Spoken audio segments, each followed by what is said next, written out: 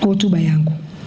Nipende kuwakumbusha kwamba serikali tutaendelea kutoa elimu kwa umma kuhusu ulinzi wa taarifa binafsi, lakini pia niwasisitize nanyi, elimu hii sio hiari, ni wajibu wa kisheria na kisera unaotokana moja kwa moja na sheria ya ulinzi wa taarifa binafsi pamoja na kanuni zake.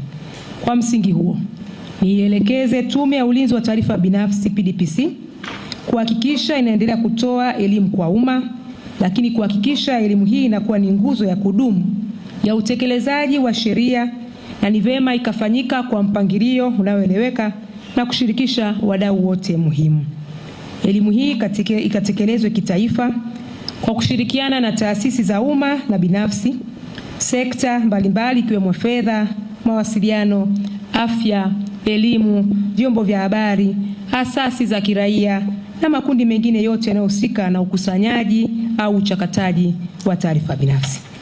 Kama serikali tunatarajia kuona elimu hii ikitafsiriwa katika uelewa wa kawaida wa wananchi kuhusu haki zao, wajibu wao na hatua wanazopaswa kuzichukua pale ambapo faragha yao inakuwa imekiukwa.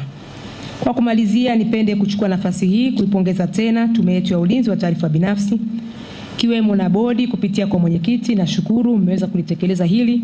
Wadau wetu waliomba mafunzo haya yaje Arusha na mmeweza kutekeleza ndani ya muda mfupi. Asante sana. Tutaenda kuangalia kwa wadau wa utalii ambao hawajashiriki, mliomba wenyewe. Na tumesema deadline ni tarehe 8 mwezi Aprili.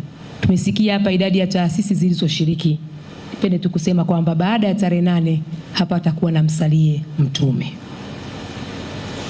Kwa muda mfupi tangu tufike wizarani, nimeendelea kuona kazi nzuri ambayo tume mnaifanya chini ya uongozi wako Mheshimiwa Mwenyekiti babangu Mzee Dadi, lakini pia chini ya mkurugenzi mkuu pamoja na watendaji wengine. Niwapongeze kwa uongozi mahiri wote pamoja na management yenu.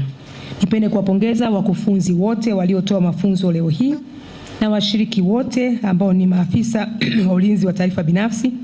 Niwapongeze na kuwashukuru kwa kuhudhuria mafunzo haya ya awamu ya 6.